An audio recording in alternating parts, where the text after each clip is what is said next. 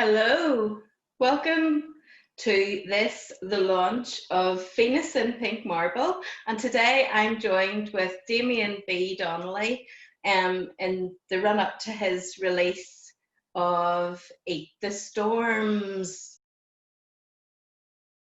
Damien B. Donnelly is a poet from Dublin, Ireland, and his debut collection is called Eat the Storms. Oh, I just love saying that. Damien spent the past 23 years living in Paris, London, and Amsterdam, working in the fashion industry. And I just love, we didn't talk about our costumes today, and I really like the synchronicity, the way we both have pink tartan. And obviously it's very on trend at the moment if Damien's wearing it. But he returned to Ireland in December 2019 with a dream of opening a writer's retreat on the West Coast. Those dreams went on hold as 2020 unfolded, and he turned his attention solely to his writing. He writes about identity, fragility, and the connection between falling down and learning how to get back up again while making very good cakes. Hi Damien, how are you? Hello, Gaynor. I'm very, very well. Very excited to be here. Thank you so much for having me. I can't believe that we're having our launch already. It felt like this is a dream that's been going on for so long, but here it is. Congratulations, and also belated happy birthday. Oh, thank you. I'm very pleased to be here with Belfast-born poet Gaynor Kane. Her first collection was called Memory Forest from the Hedgehog Poetry Press, and this collection now takes the reader on a narrative journey from heritage and place through family and relationships to poetry inspired by culture.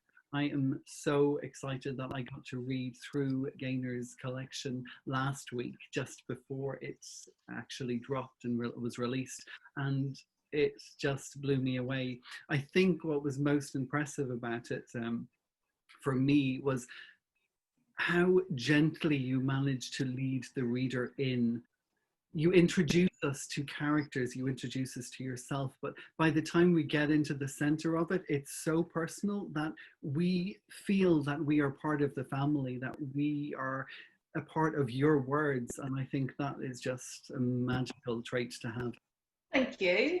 Thanks for all your generous comments. So it's lovely to know what readers get from a collection. And obviously any piece of writing, you bare your soul, you open yourself up, you share your experiences. And yeah, that middle section is very much me and my life, my family, and my personal experiences, some of which have been better than others. How did it feel sharing it? Like, I have to say, this last week has been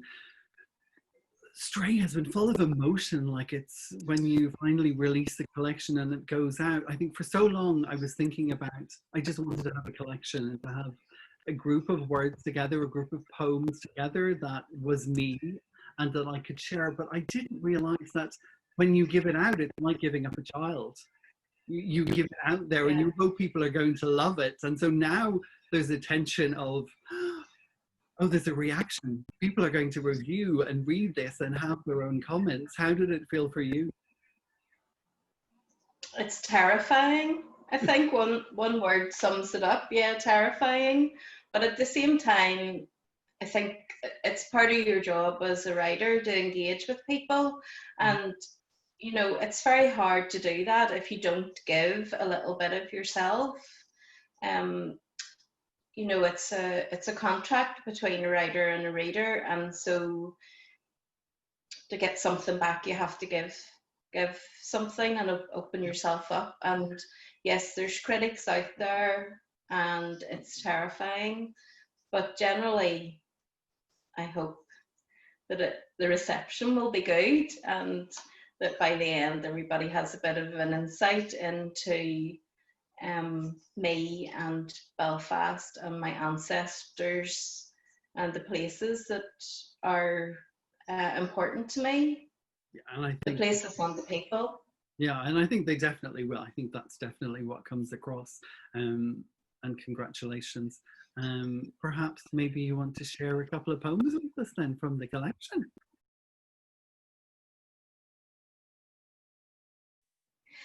This poem's called Paper Boats, and it's a bonus poem which is at the front of the collection because it's my tribute to Mark Davidson, the chief hedgehog and editor at Hedgehog Poetry Press. It was inspired by the arrival, actually it happened before the arrival of Memory Forest, when I was having nightmares about how the book might look, and I had a conversation with Mark, and this poem came out of that conversation. Paper Boats for Mark Davidson. They were fragile, translucent, folded edges crisp and straight. His hulls held her poems, words of love, loss and grief, their weight made immense by the tremble of his hand. Crouched at water's edge, sand shifting beneath his feet, he fed them to the sea, placed on the apex of waves to float out fast. He looked across the grey expanse to where she lay sleeping deep, dreaming of patterned pages, embossed serpents' tongues. Off they tugged on morning moontide. He wished them safe passage, but did not see his red ink bleeding and rice paper dissolving before they reached the skyline. So, Damien, coming back to you, can you tell us a little bit about the themes within Eat the Storms and maybe read a poem or two for us? Okay, definitely. I guess for me, putting together the collection was part of it was trying to capture bright moments, good moments that were fleeting, so that later on in life, perhaps when the road was a little tougher to walk and the colors were a little more difficult to see, that I had sort of a place in my mind where there was a memory of these moments and they could be recalled so that I could walk with them in the darkness and hopefully they would lead sort of more into the light. Each of the Storms for me was very much a way of trying to find a balance in life, of admitting that things are not always easy. Sometimes you have panic attacks, sometimes you have depression, other times you're happy and excited and everything's going wonderfully, but they don't always happen at the same time and they're always there. And I wanted a way to try and find a balance between the both. This first poem is the one that opens my collection and it's called Meditation Under the Yellow Sun.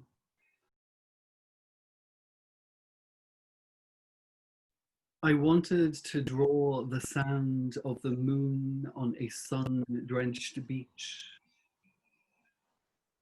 stripped down to white sand, white wave, white skin starved for affection. I wanted to draw the sound of that moon as the chaos of the current crashed upon the crowds, clawing at each other, below a spot of sunlight that burned them quicker than they could contemplate contentment. While I sketched the white light of night circling the circumference of day. I wanted to put onto paper that possibility of holding stillness while all else moved, of leaning into the moonlight melody while the daylight drowned out thought, of being able to hold silence in a song. I wanted to draw the sound of the moon as the yellow sun stripped the sea from the sand. And this second poem is called Catch Colour. And like I said, it's about catching these moments that are fleeting, so perhaps we can hold them later until the next moment comes along. This poem is called Catch Colour. The sun sets and rises, and in between we catch the kisses that come upon the current, though the continent is not ours to conquer. Tides come and go. Touch is temporary. Flesh is polished pink below the sky, but falls like sands in the glass that hoards the hours, like clouds that can never be caged. The sun sets, and we blaze orange blossoms into passing nights. The night's gale calls of connections in the passing. Passion is precious until it too fades. The sun rises and falls. Catch light. Catch the fire before it drowns on the water. Catch the colours to paint the coming of the grey,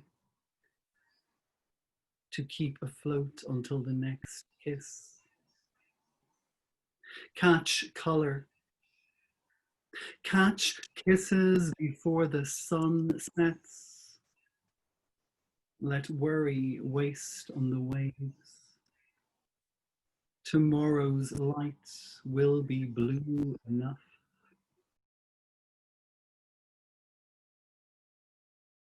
Gaynor, going back to Venus in Pink Marble, I already got to read it, so therefore I know it's divided into sections. Would you like to maybe share a little bit of the background of those sections with us? So there's 3 sections. The first section is about ancestry and heritage. The middle section becomes a lot more autobiographical and talks about myself, my life, my parents, my extended family.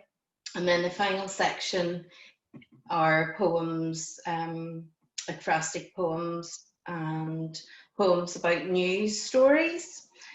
And I think I'll read you a couple of poems then from the first section. And that section is called The Lock. And this is the poem then that starts that section, also called The Lock, funny enough.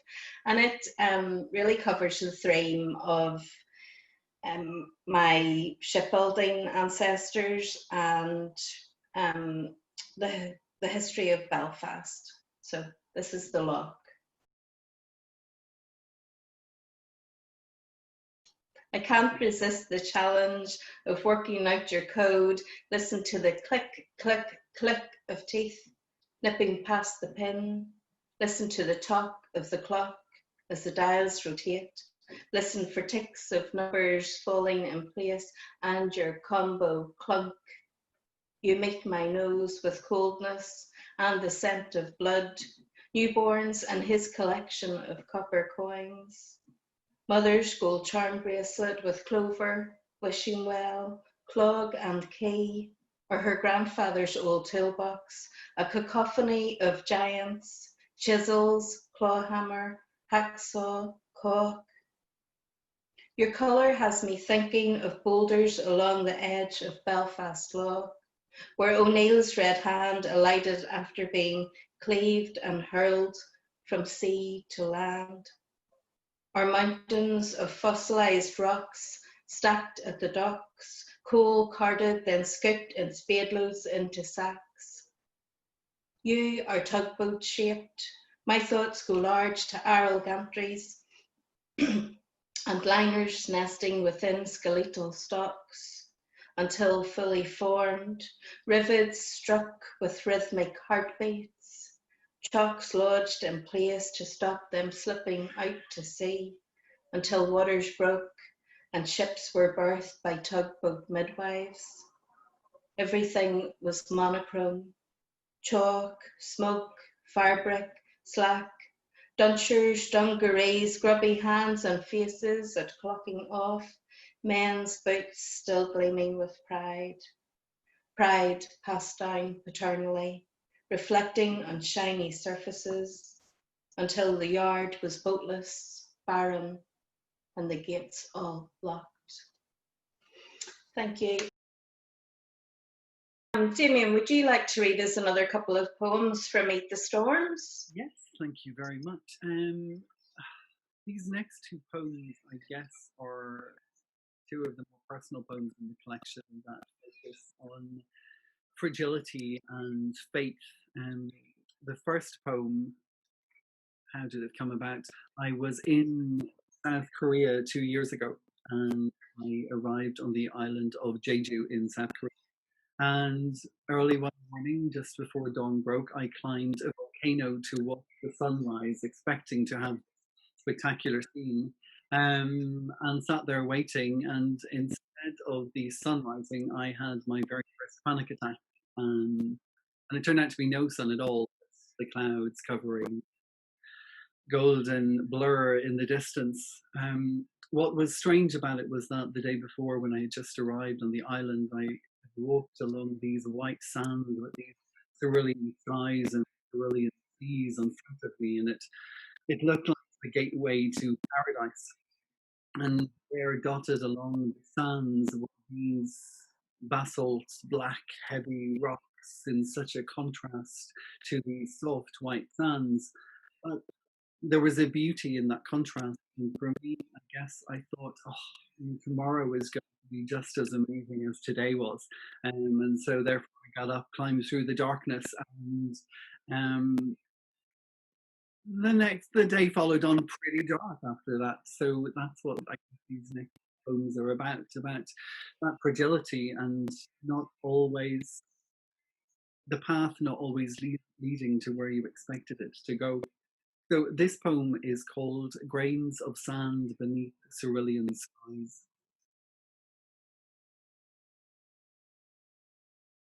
Faith is fragile. Courage is not always conclusive. We don't command the waves or comprehend the clouds. I tell you, this sand will be swept into the sea by nightfall. This baying breath of cyan beneath the stretch of those cerulean skies. This smooth, salt-licked land was forged from fire before you were born. When vultures had feathers instead of hands and knives.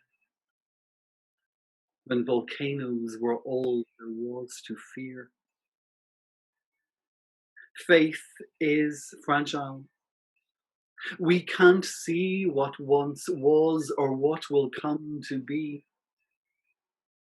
We lie somewhere below the cave, searching for security on a spot of shore before the tides return, and we in turn become grains of sand that some being will one day look upon and try to see what is no longer there. It is ours to be the basalt, or to be something better.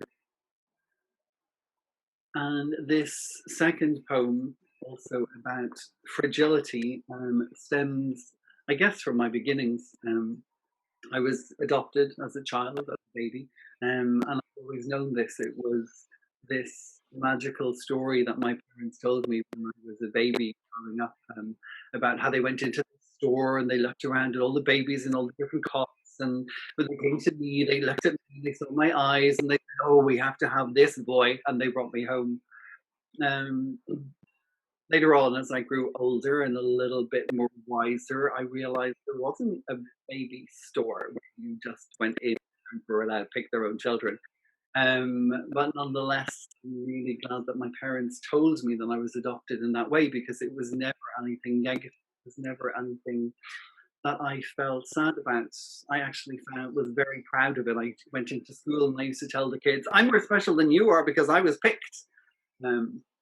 Later on, I was picked on and bullied, but in the beginning, I thought I was the most amazing child because I had been chosen. But what's funny is that the older I get, I guess I start to look back at my beginnings, and it's only now, as I've just turned 45, that I start to think that I can only look back so far, that there is a part of my history that I really don't know about, and that's where this poem comes from, and it's called Shades of Blue. I hear you calling in shades of blue. From the extremities my arms reach can never cover. I hear you calling in shades of blue. Your concern comes in currents across the continents.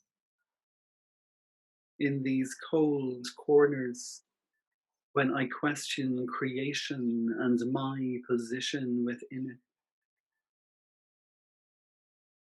I hear you calling in shades of blue. Only one born to know no origins can truly discern. In these days that demand ties that have not been well feathered. Thank you very much, Gaynor, and perhaps back over to you. Thanks for those, Damien. Beautiful poems. I could listen to you all day. You've such a gorgeous reading voice. It's just very lyrical and mesmerising. I'm going to read a couple of poems now from the middle section. The first one won last year's Bangor Poetry Competition, and it's called Firelighting. Firelighting was art like origami, folded, pressed, turned, folded, pressed, turned, and repeated until fingertips blackened. The newspaper resembled an accordion, and we sang with pretend accompaniment, pumping the bellows to the beat. The Belfast Telegraph transformed to squeeze boxes. It was a skill like dry stone walling. We laid a bed of sticks, then arranged layers of paper firelighters, more sticks, the occasional sunny gem, topped with shiny black nuggets. Not built too high to prevent more crop circles from appearing on the fireside mat. We carried cooling ashes at arm's length to the bin. It was dangerous, like lion taming. You flicked the match against the fabric, poked it between the bars to light the paper before the flames scorched your skin. We watched as flames seared sticks, charring them, sparking red as the last sheet of paper was held at the corners, taut for the draw. And I'm going to move on now to the last poem in that section, which is dedicated to my lovely daughter Tara. And it's really a condensed account, really, of her life up to date, and it's called Biologist for Tara. At 2, you fell in love. By 3, before fully formed sentences were within your grasp, several species circled your tongue, knowing their ferocity, geography, anatomy, first and second dorsal, pectoral and caudal fin. Great whites most dangerous, but you told us it was man's fault for dressing up as seals, followed by tiger, mako, thresher, hammerhead. Learnt your colours, blue, black tip, white tip, grey and lemon. Liked the ugly ones best, goblin, wobegones. Cried when you found out honeycomb and angels were endangered.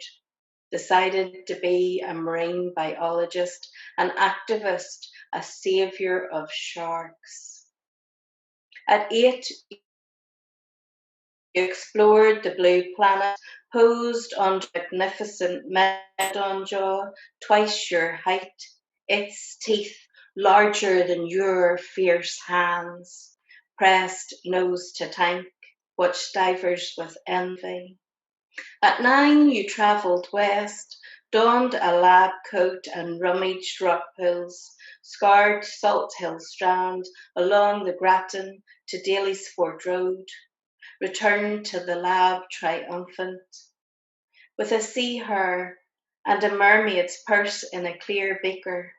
You asked them to safeguard the squishy sea hare, put the mermaid in maternity, said goodbye to happy-faced rays. And now your bookcases are still life-lined with dusty relics, ammonites, shells, stones and shark's teeth in glass bell jars, carpet as dark as the ocean floor. You study people, bodies, all the ologies, your aspirations metamorphosing, delving into post-mortem pathology, conversing with death, reaping its answers is your new cause. Thanks for that, Damien. Can we cross back over to you now? We can. And Can we also ask, like, how challenging is it for the daughter to have a mother who can express herself like that? Oh my God! Like, the daughter get to speak. Wow. She is very grounding and often puts me in my place, and I'll present her a draft of a poem and she'll look at it and she'll go, "Nah, don't like it." Oh, from the mouths of little children. So I keep trying to impress her. You keep trying. I guess these two poems that I'm going to share, again, going back to what I was saying at the beginning, and it's about how life is at times equally dark and equally bright, that sometimes it takes a long time to find who we're supposed to be, and it can be a struggle and it can be challenging. It's not until later that you look back and you realize that, you know, that was part of the journey. You know, these scars are now part of who I am. They're part of my DNA. They're part of my makeup. And that's what two of these poems go to talk about. The first one is called Rising Through the Rickety Reds. I laid on the floor and kissed the marble perfume of the ocean washed over me. Waves of flying feathers, a fluid fire of salted foam. I kissed the poison of your lips once and did not die as you came over me, beside of me, inside of me. Decay is not a breaking blow, not a pout of ruby rain. I have drowned more before, on quiet corners, in safe seats, in non-comforting crowds, dozens all searching for their own spotlight in search of a single soul.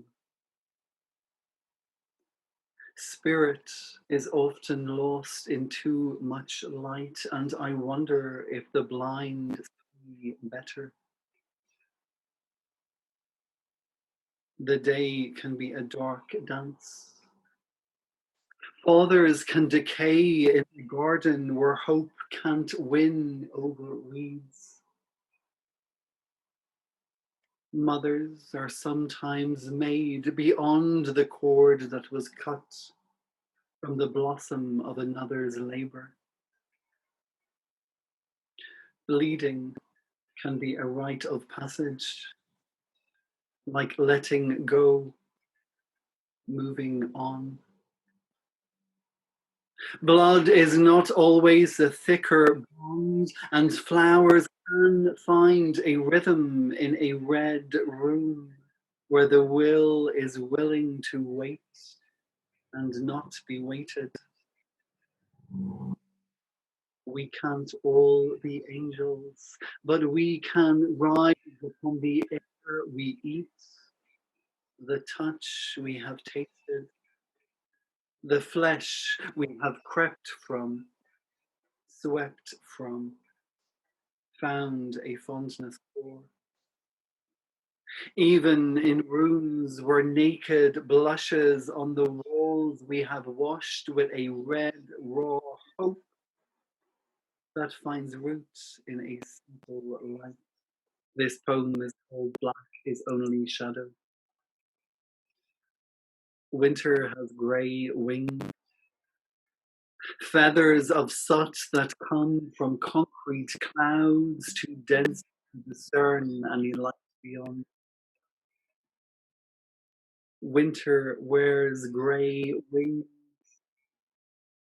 but spring is an architect of possibility by a canal of colour, sweeping in after the first frost to bathe us in a fresh breath that blows across a chest once in chains.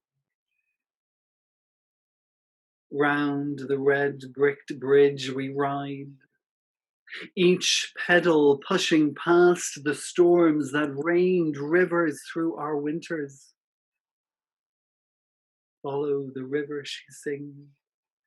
Seasons are short, but the earth is a sphere turning towards the light.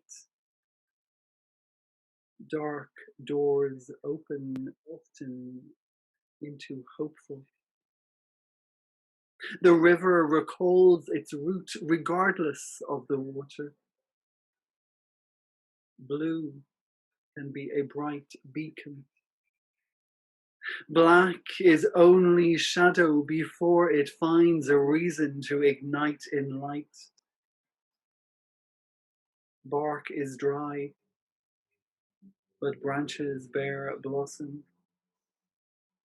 We can be the water or the bridge.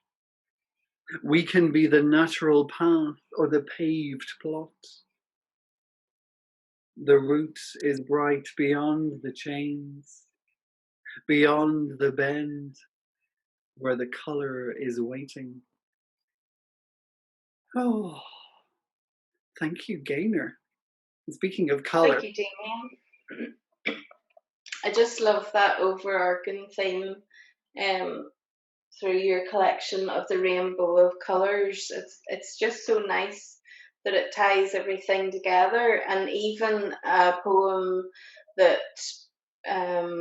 you think focuses on one colour often includes so many other colours. Yeah. And I've had the privilege of reading through your collection, and was just in awe of how seamless it all comes across,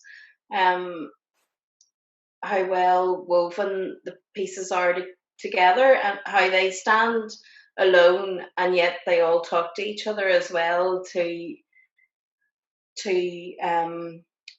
enhance a fuller conversation, and draw the reader in.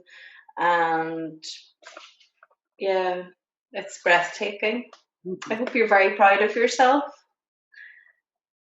I'm getting there.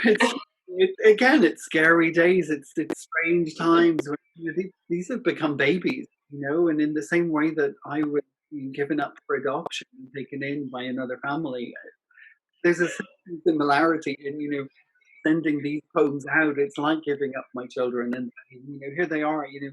Please love them and please take care of them. So there's that delicate balance between wanting to hold them really tight and sort of say they're mine, and also wanting to share them and wanting other people to read them and have an opinion back. And it's always interesting, I think, hearing what other people hear in your words, because it's not necessarily the same thing.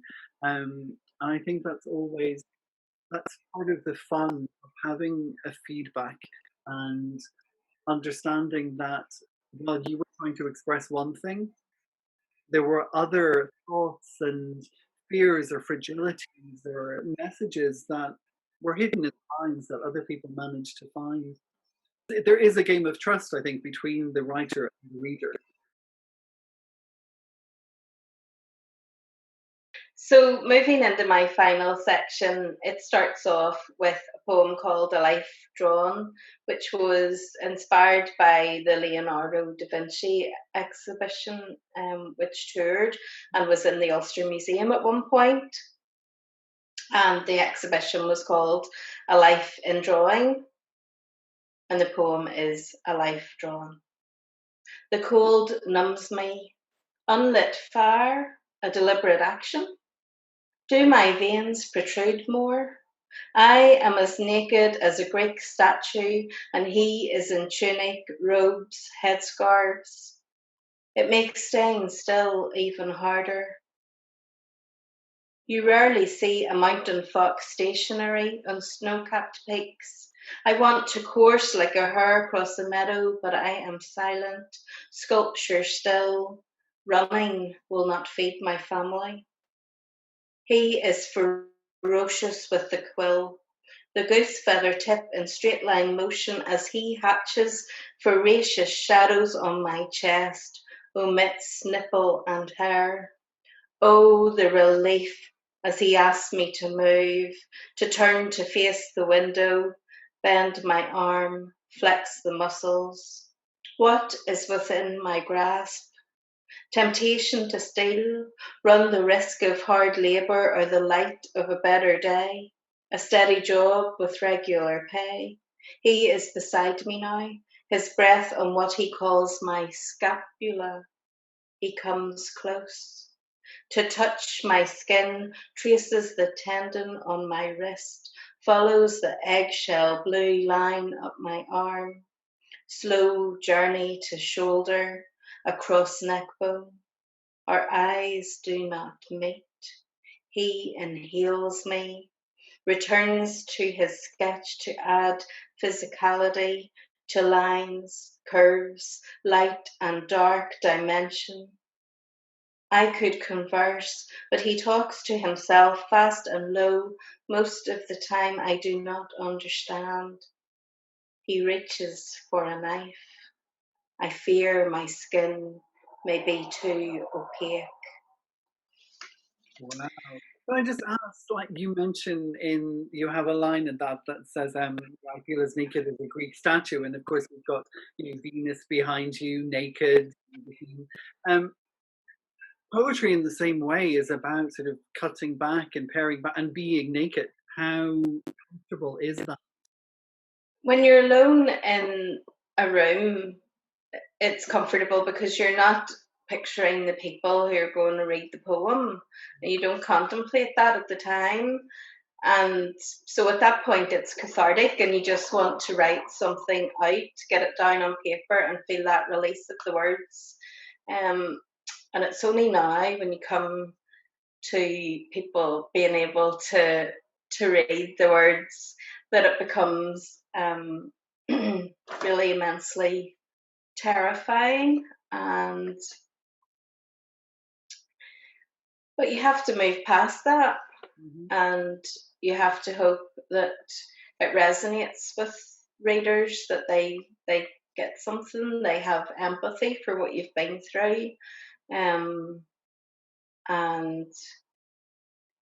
that it talks in some way to them. And it's funny because we had a conversation, I think it was last week, we were talking on the phone, and I was talking about reading one of the poems in a little section about a certain fire that happened in a certain bathrobe when you were a young girl. And I had said that, I read it and I was just, full of fear and anxiety. It set me alive with this stress. And we were talking about it on the phone, and you started laughing. You had this completely different distant interpretation of it. It was like, yes, funny, you got to your mom and you said, I'm on fire, and mom bashed me out and I was fine. But it's interesting to see how people do interpret things in a completely different way.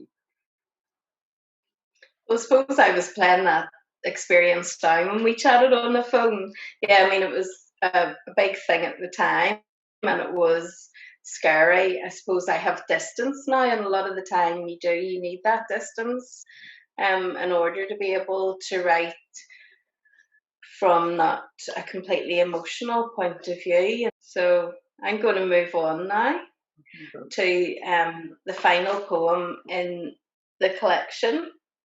And as you probably know, Damien, when you join the subscription scheme with Hedgehog Poetry Press, which is affectionately called the Cult of the Spiny Hog, you're asked to write a hedgehog poem.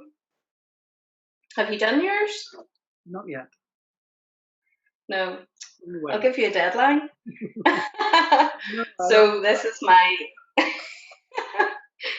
my poem, which is entitled, and I suppose why it's the final poem in the book is that the title is Still Life with Hedgehog, as in a still life painting, but I think as it's the last poem in this book, it also is my commitment to sticking with Hedgehog Poetry Press, saying there's, I still have a life with Hedgehog Press. So this is Still Life with Hedgehog. The items have been arranged, carefully positioned to vary height with texture and tone, lit from the left. But what the artist hadn't bargained for was that the sleeping urchin would unfurl, spine straightening, like tipped quills oblique, to nimbly negotiate the spray of red roses, and feast on wedge of watermelon, white table linen turning light pink. So, would you like to read another poem? I feel like I've talked for a long time. Oh, okay, then go on.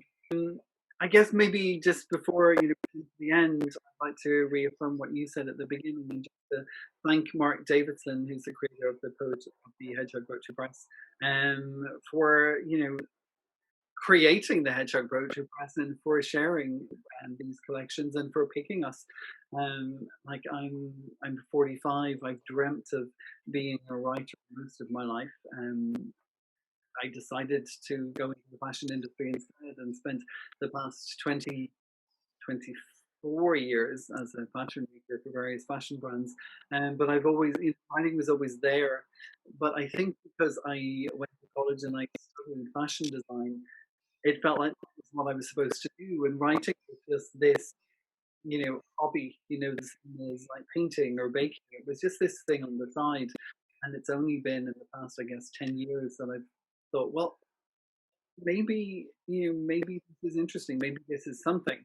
And so last year when I won the competition, my first collection published, it was a changing point. Like it was really a turning point in my life. I was, oh, maybe I have a talent in this, maybe this is something that people would like to read and share. And so it's a huge thank you to Mark for, literally making this dream come true. I mentioned before, I think that I was home a couple of years ago and I was in the attic and I found a box of my stuff as a teenager. And in it I found a letter that I wrote, I think I was 16, and it was to be opened after I turned 30.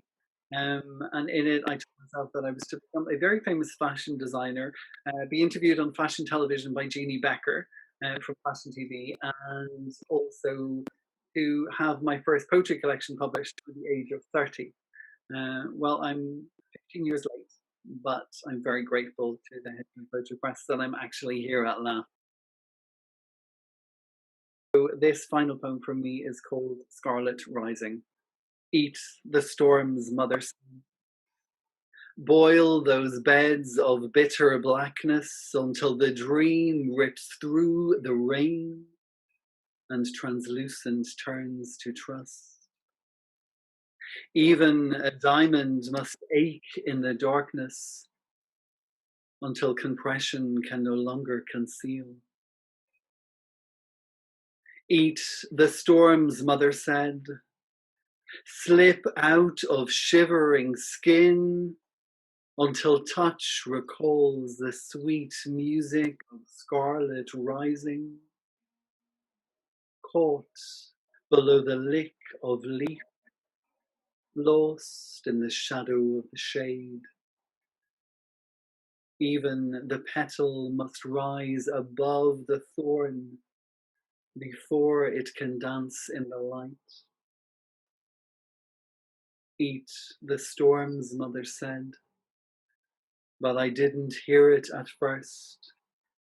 It takes time to swallow the truth and teach the tongue to taste that rain. Thank you very much, and over to you again, Gaynor.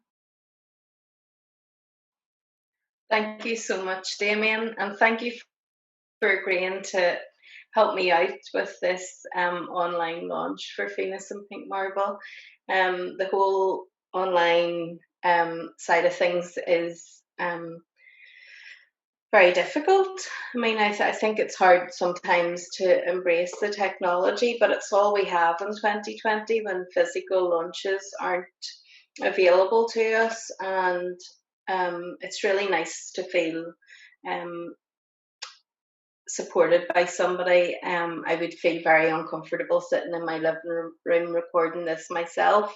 So it's been lovely to have that conversation, to find out more about Eat the Storms, which is available to pre-order now for people at home who want to click on your website and order. Christmas is apparently 11 weeks away. It's not too early now to buy all the books for Christmas presents. And I'm just going to reiterate what you said about the Hedgehog Poetry Press and Mark Davidson. I mean, he has created this amazing community, and you know, I've met so many wonderful poets through Mark and the Cult of the Spiny Hog. And it might be a good time, Damien, for us to tell viewers about a forthcoming event. One of the other Hedgehog poets, Zoe Siobhan Harworth-Lowe, has very kindly invited us to join her at what was meant to be her own Zoom launch, but she has very generously invited yourself, myself, Katie Proctor, and Nigel Kent to join her, and it's going to be hosted by a friend of hers, Jo Williams. That's on the 19th of September, 7:30 p.m. It's bring your own, get a bottle of wine, have some snacks ready, join a pickle of hedgehogs at their online poetry launch. Nice. So really excited about that, looking forward to that. And I'm really excited that you are going to be my very first guest on the podcast on Friday. Ooh! Very first guest reading two poems on Eat the Storms on Spotify, Google, Anchor, and on other podcast platforms. Yeah. So thrilled. Thanks very much for that. Shall I read the poem where the title of Venus and Pink Marble comes from? Okay.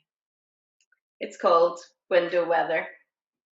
The Icelanders have a word that means just that. A murky day that you know is better enjoyed from the comfort of a window seat. Soft, missile cleansing leaves, shiny and bright. When webs become crystal dream catchers, or perfect drops form on the telephone lines and slide slowly down like the oil on the wire of the indoor rain lamp. With Venus in pink marble, her flowing robe revealing perfect curves against the plastic plants. Outside, the blackbird puffs himself, feathers rippling, he dances on the lawn. Drizzle doesn't bring the worms up, but his fancy seven-step has the desired effect, and he pecks and pecks and pecks.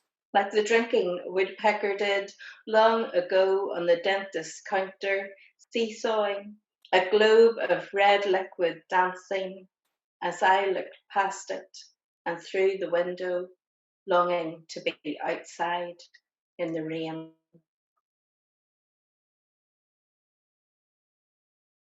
Gaynor, thank you so much. It has been an absolute pleasure and joy to spend this time with you today. Thank you for inviting me. Congratulations on your book. It is beautiful. I was in awe of it, and I can't wait to see how well it's going to do, because it is. Thank you for joining me, Damien. Likewise, and congratulations for Eat the Storms, which is a beautiful collection. And I can't wait to have the physical book, have it in my hands, and read it yet again. Me so too. Thank you. And thanks for all the watchers. I hope we haven't just been having the crack with ourselves, and that maybe one or two people might tune in to watch this and hear the poems. I thought it was just you and me. Are other people going to see this?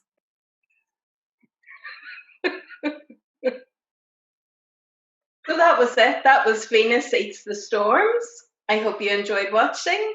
I hope you enjoyed listening to Damien and I have a little bit of a conversation there, and we tried to stay as sensible as we could, but I know we've had lapses, momentary lapses. And don't forget to tune in to Damien's podcast, Eat the Storms. That's going to be a weekly event and available on all your good podcast platforms. Is that the right word, Damien, a platform? Podcast platform. I think that's the word I'm using, so let's stick with that. Okay.